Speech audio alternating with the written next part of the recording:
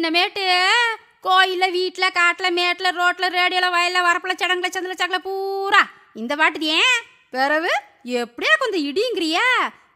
இந்த பாட்டை காட்சியாக எடுக்கையில் வேடிக்கை பார்க்க வந்த ராசாத்திய நெசமாலுமே சாமி இறங்கி ஆட அவங்களுக்கு விபூதியை போட்டு மலையேற வச்சு பாம்பாடு பட்டுத்தையும் காட்சியை எடுத்தாகலாம்ல.